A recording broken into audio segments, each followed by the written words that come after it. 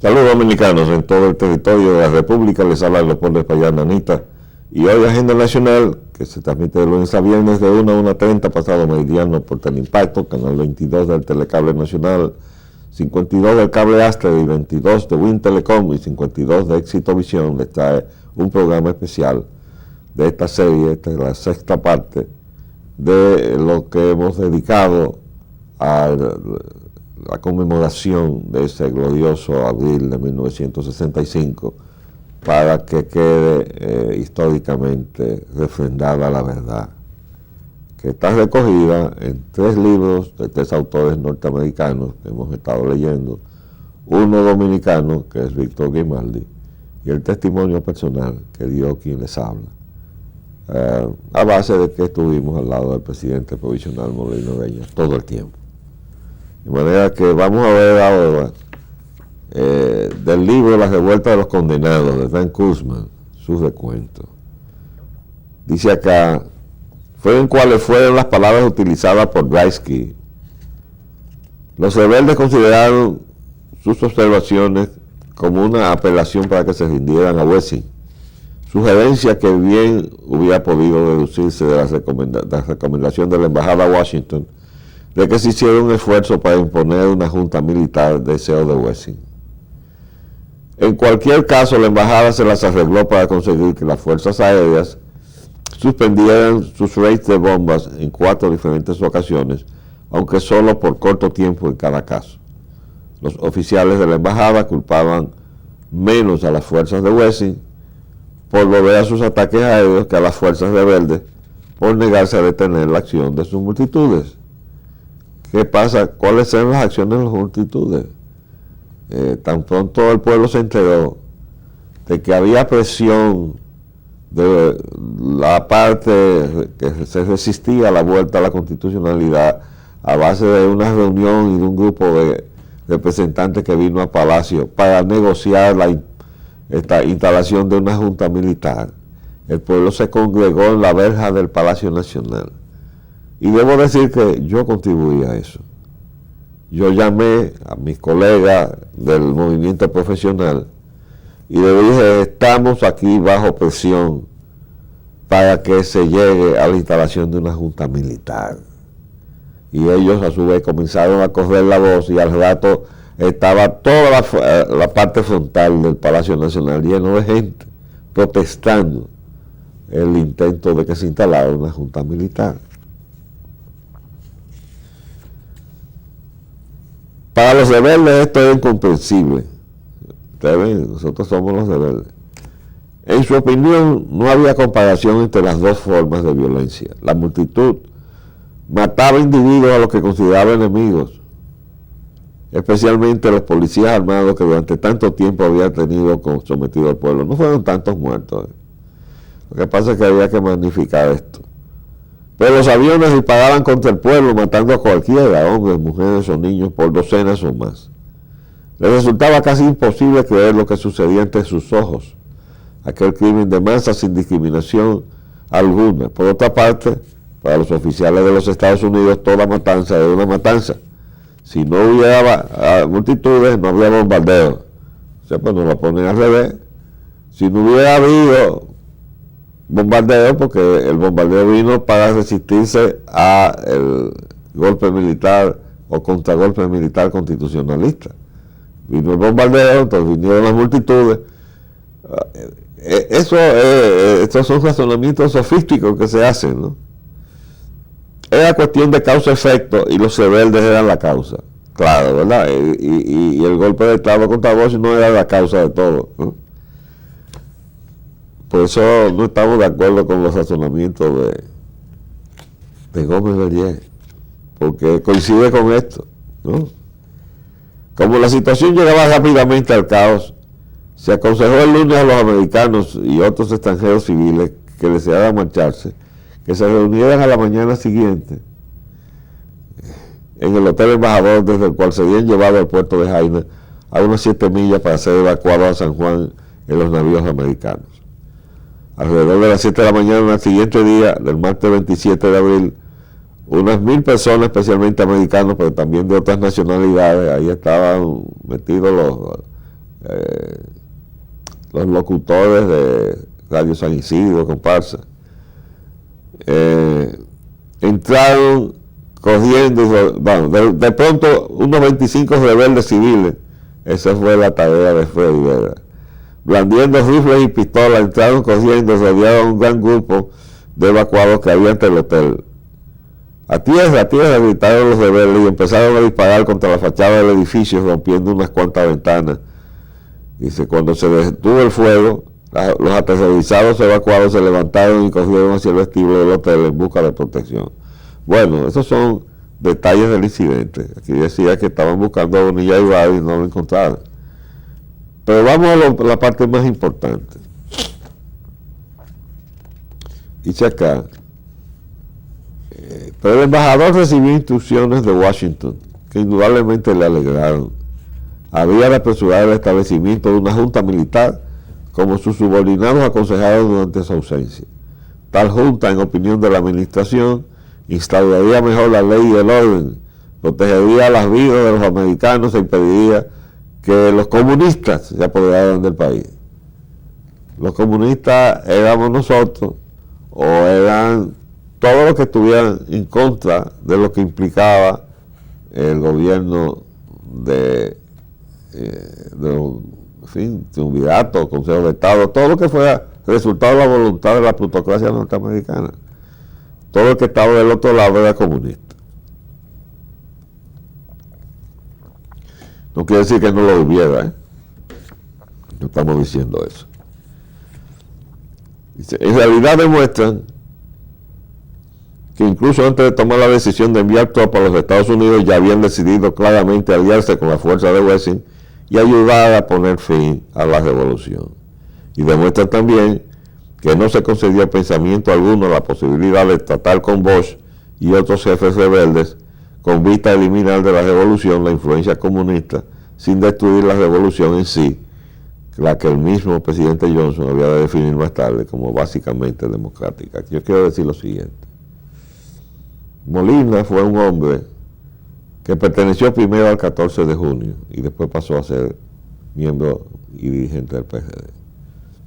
Cuando el 14 envió a su juventud prometedora hacia el Instituto de Ciencias Políticas de Costa Rica a formarse, envió a Molina entre ellos. Y allá Bosch lo captó para el PRD. Cuando él regresó de Costa Rica ya venía comprometido para ingresar al PRD.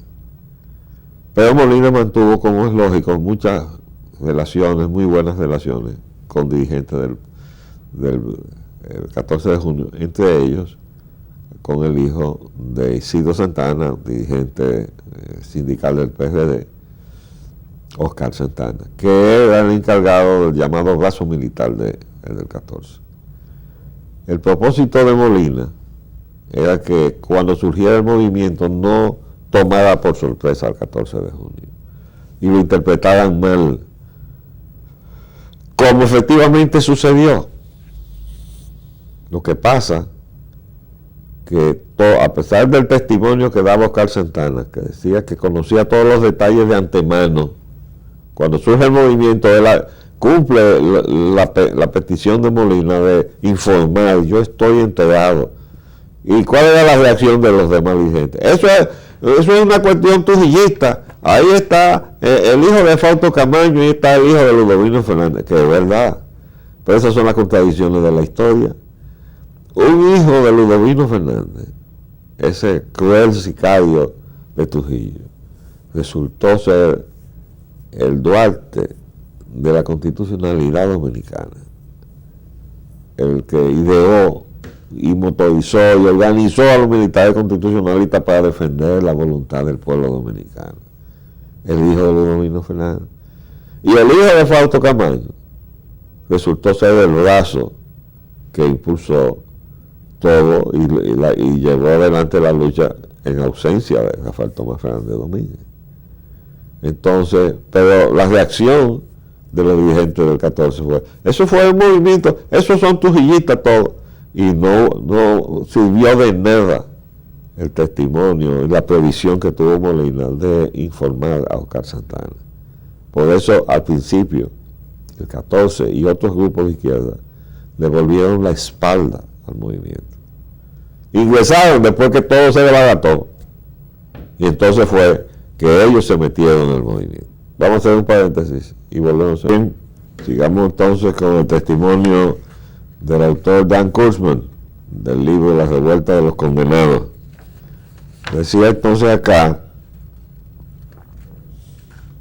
además, y de la noche a la mañana, al parecer, los partidarios de Bosch en el ejército en Santo Domingo habían bajado de unos 8,000 a unos 1,000, mientras que un regimiento de tropas de San Cristóbal se hallaba en ruta para ayudar a Wessing.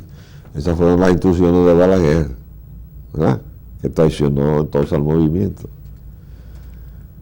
Y quiere decir lo siguiente: Balaguer retornó al país en el 66 por disposición de Lyndon Baines Johnson, y esa fue la razón por la cual Bosch no salió a hacer campaña en las elecciones del 66, a sabiendas de que la voluntad de la plutocracia que lo había depuesto a él era que aquel a quien ellos mismos habían sacado en enero del 62 volviera al poder, porque ese era el proyecto original del golpe de Estado que significó la muerte de Trujillo. Ese golpe de Estado que iba a encabezar el general Pupós Román tenía una pieza que se llamaba Joaquín Balaguer, que estaba entregado de todo. Por eso hay varios testimonios de los miembros del 30 de mayo que decían que Balaguer era pieza de esa continuidad a partir de la muerte de Trujillo. Y por eso aquella frase de Balaguer ante la gestión del grupo de exiliados que lo visitó en La Habana en ocasión de una reunión de cancilleres para proponerle que él se quedara, no volviera al país, para que fuera una figura presidenciable del exilio, cuando el exilio pudiera retornar al país. Y él le dijo a Bosch, porque se conocían de hace mucho tiempo: Juanito, los mangos se acechan debajo de la mata. Y volvió al país a acecharse un mango debajo de la mata. Él estaba a disposición de la voluntad de la plutocracia para salir de Trujillo. Eso fue así. Y cuando él volvió al país en el 66, Bosch se inhibió de hacer campaña para dejar que se cumpliera la voluntad. Y por eso él dijo: ¿democracia para qué? Y se desencantó de la democracia. Pero hay un libro que yo tengo donde se relata que en un momento de frustración, con todos los problemas que había, Lyndon Johnson dijo: busquen al hombrecito ese allá en Nueva York y pónganlo otra vez ahí en el poder. Así, el hombrecito, búsquenlo allá en Nueva York. Ese mastodonte político que se llamó Lyndon Baines Johnson, presidente de los Estados Unidos, texano, y también cómplice en la conspiración para asesinar a John F. Kennedy, ¿no? Bueno, dice acá entonces: las decisiones militares se debían no solo al cálculo de que Washington sería probablemente el vencedor, sino a un creciente temor de que serían dominados por los civiles armados, quizás los comunistas que había entre ellos. Se había mostrado deseoso de participar en una revuelta militar que involucrara solo a soldados profesionales, pero no una revolución popular cuyas manifestaciones no podían preverse. Tan derrotista se sentía el lado rebelde que unos 15 de sus jefes militares, dirigidos por Hernando Ramírez, esto es también esto se aparta de la verdad, porque Hernando estaba, pero estaba Camaño, que ya había sido designado en la mañana del martes jefe de operaciones del contingente militar constitucionalista, en sustitución de Hernando, que tenía un agudo ataque de hepatitis. Dice que este grupo, sabiendo que el embajador había vuelto, fueron voluntariamente a la embajada el martes por la mañana para pedirle su ayuda y detener el derramamiento de sangre. Benjamín Rolfe, principal oficial político, sugirió al grupo que para discutir un arreglo sería mejor que estuviera presente el presidente provisional Molino Dueña. Al principio, los oficiales, aparentemente avergonzados de sus esfuerzos por desertar del PRD y Bosch, se mostraron un poco dispuestos a acceder, discutiendo que Molina estaba en el palacio bombardeado casi constantemente. O sea, era que estábamos nosotros. Wolf dijo, sin embargo, que a pesar de los riesgos, él iría a palacio si le acompañaban. Varios de los oficiales aceptaron y fueron en el coche con Wolf. El gran edificio del palacio parecía una réplica de otra época en la oscuridad. Las ventanas destrozadas, los agujeros de bala y los desgarrones en sus muros atestiguaban la severidad de los ataques aéreos. Los árboles caídos, que se alzaban como rígidos centinelas en las aceras que rodeaban el palacio, parecían ahora cadáveres petrificados que yacían en las calles desiertas. El grupo de hombres entró, oigan bien, y halló a Molina sentado en una habitación junto al corredor principal con varios consejeros. Uno de ellos era quien está hablando.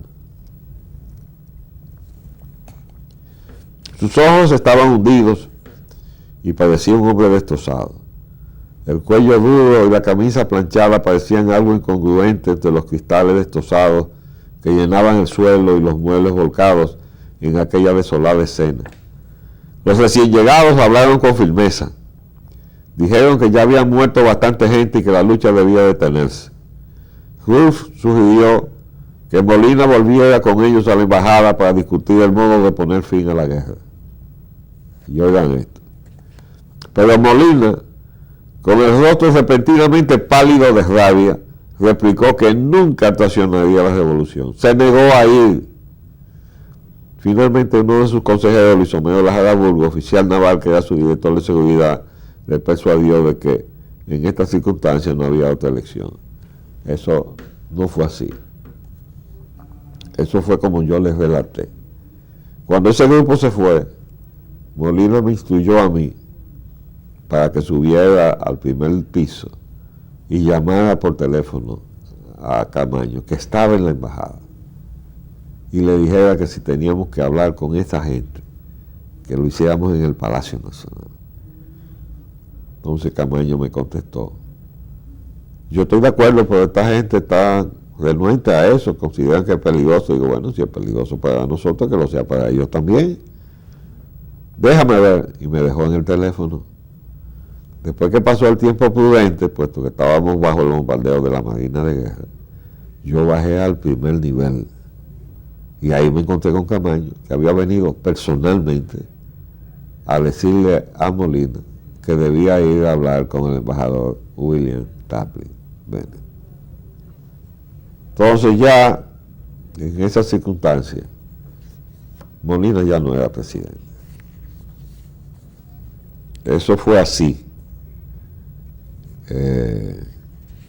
Todo lo demás, ese escrito, es un infundio y una maldad, además de una mentira que contraviene la verdad histórica, que es la que nosotros defendemos. Y ya hemos dicho que aquí este autor lo recoge, que Molina estaba dispuesto a morirse en el Palacio Nacional. Y todos nosotros con él, porque nos lo íbamos a dejar solo. ¿Por qué los militares dieron ese paso? Bueno, sabe Dios. Todavía está vivo el entonces coronel y hoy general retirado Miguel Ángel Hernández Ramírez. Quizá algún día de esto podamos conversar con él. Pero quiero decir lo siguiente, cosa que ya lo conversé con Arlete Fernández, la viuda de Rafael Tomás Fernández Domínguez. Cuando Rafael Tomás Fernández Domínguez, que estaba fuera del país, porque como ya he relatado, su entorno familiar lo denunció, entonces lo sacaron del país a un cargo diplomático. Y digo, Arlete, tu marido y Duarte tienen un paralelo increíble, porque ambos hicieron un trabajo exitoso, pero ellos no vieron el fruto de su trabajo. Rafael Tomás estaba fuera del país cuando el movimiento surge y alcanza su cometido porque sentó a negociar a los Estados Unidos. Estados Unidos no pudo vencer a los dominicanos, que estaban sublevados en las calles. Además hubo un día, el 14 de junio, en donde parece que el ejército de los Estados Unidos se había dispuesto a aplastar a la ciudad colonial con un bombardeo de metralla. Pero no faltó quien fuera donde el presidente Lyndon B. Johnson y le dijera: presidente, usted quiere pasar a la historia como el destructor de la primera ciudad creada en el Nuevo Mundo. Y entonces ahí se paró el bombardeo, porque eso fue así. Entonces, realmente, la voluntad de la plutocracia estaba en contra de la democracia, aquí en América Latina y en Estados Unidos también. Pero seguiremos, nos falta también material en otra entrega que haremos más luego. Les habló de Paul Espallana Anita. Hasta luego.